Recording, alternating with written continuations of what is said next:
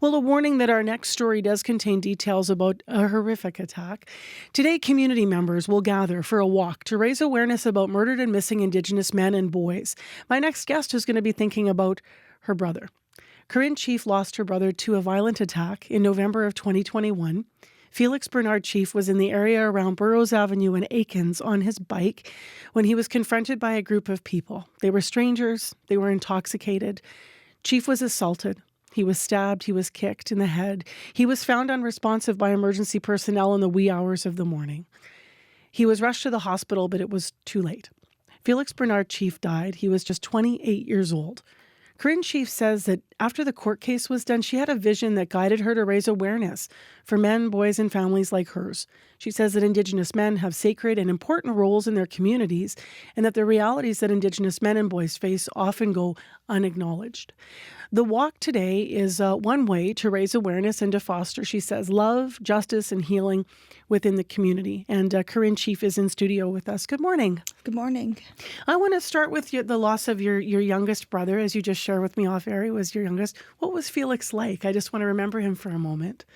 Yes, Felix was a loving, caring, gentle person. You know, he'd give his shirt off his back if you didn't know him, his last dollar. Like, he was just, that's the kind of person he was just a giving guy. And, you know, his life was taken way too early. I understand he never let things hold him back. He was in an accident when he was a boy. He actually lost, I think, an arm, but then he got a scholarship for basketball or something later in life, right? Yeah, that is. He was a student at Major Pratt in Russell, Manitoba.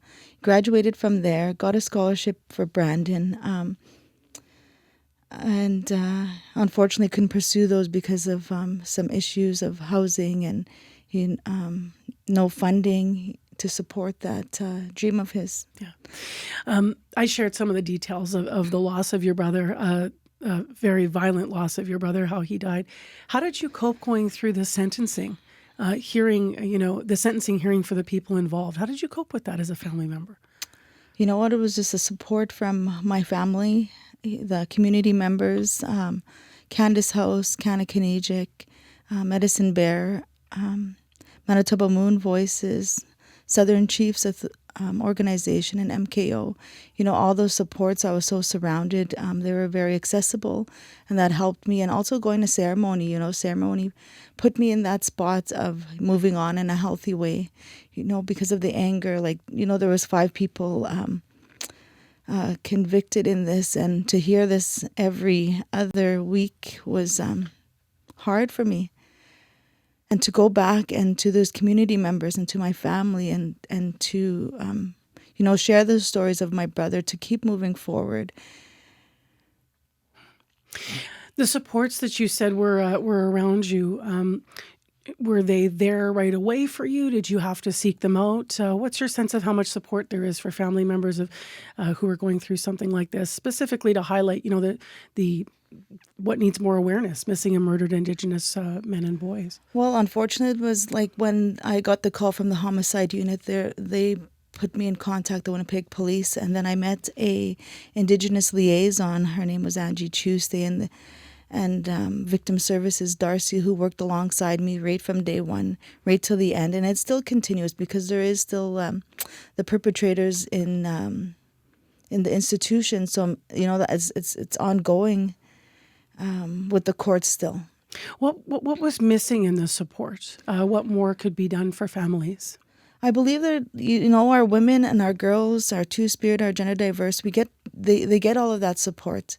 And we need to be equal. We need to share that, those resources, the supports ongoing, because grief is a journey, it just comes in its waves, but we need the same support for the men and the boys. Does it drop? Do you feel that it drops off, or just it's not highlighted in the same level? Not that it would take anything away from the support for women and girls, but it may be not highlighted in the same way? It's not. I see that it's not. Like for my brother, he was in the papers in November 2021, but after that, it just kind of fell away, and there was no continuous support. You didn't hear about it again. Like, I haven't heard about it just because I'm in the courts, but you don't hear about it, so it's not acknowledged as much as it should be, and in the media and the social eyes and the public's eyes, that it just needs to be more supports, more services moving forward. Why do you think that might be? That men somehow don't get highlighted, in the same way? You know what? Those are my questions too as a family member. And for me, like seeking now that I'm out of the core part of the court system, I'm searching, I'm looking for these supports. And, I have to really look to where these are offered for the family. So that's a little bit frustrating. What was your vision like when the one that I mentioned, when you said it guided you to raise awareness in this way for men, boys, and families? What was your vision like? Well, you know what? I always said I needed to be a voice. My brother's no longer here. And my vision was to offer these supports to other families going through this because they need to... Because I've seen all the gaps in between the systems, attending court, going to trial. That is pretty hard, like emotionally, mentally, spiritually draining. And I just wanted to be an advocate for families going through the same situation, and how do we heal in a good way, and how do we get through this? Because it's very tragic when we lose somebody or we have somebody out there missing still. How do you describe... Corrine, the important role that Indigenous men play in their communities? Like, what's lost to a community when we lose men and boys? So when you think about their role? The role is, very sacred, in our history. Our men's played a huge role in... providing, protecting. Mm-hmm. And we need to give that back. We need to bring them up to where our women, our girls are, with all that support. We need to have our men and boys right in front also. And to support them. Like I said, there's limited or non-existent, especially when it comes to our men and boys. Your brother obviously was the victim here, but you did start by saying that even him, when he was living, was trying to find supports all the way along. Is that kind of what you're referring to when you look overall at men and boys, just to widen it out? Yes, that's true. He did reach out to some supports, but those ones weren't helping. Like, he'd go to treatment or, but those weren't the ones that, that were necessarily needed at the time. It was just, finding his identity, where he belonged, where can he go, where's that safe space for our men and boys just to, share what they're experiencing. Mm-hmm. And just going back to my vision, once again, like his court ended last year in May 2024. And in that following year, in August, I held a 2-day healing gathering for our men and boys.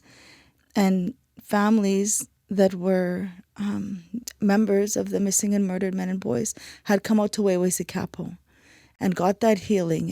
And it's going to be continuous, because I want this to be annual. I want this to be acknowledged. I want this to be recognized, because, their lives mattered and they still matter.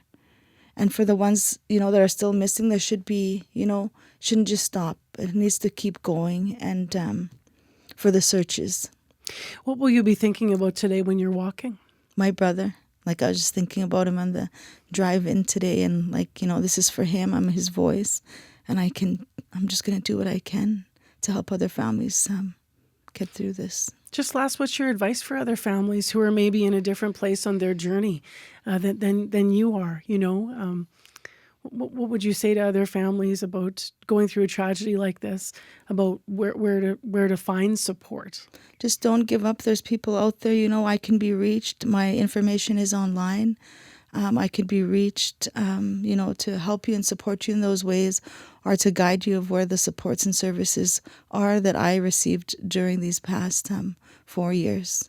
Thank you very much for speaking out, Corrine. I know this is your first radio interview in this way, and really important to remember your brother. So I'm honored that you're here with us at CBC. Thank you. Thank you. That's Corrine Chief. She's one of the organizers, in fact, and she'll be walking today in the Walk for Missing and Murdered Indigenous Men and Boys. So this starts at noon. It's going to be hot outside, but grab a hat, get some water if you want to join. Starts at noon at the Human Rights Museum, and it will make its way to the Legislative Building.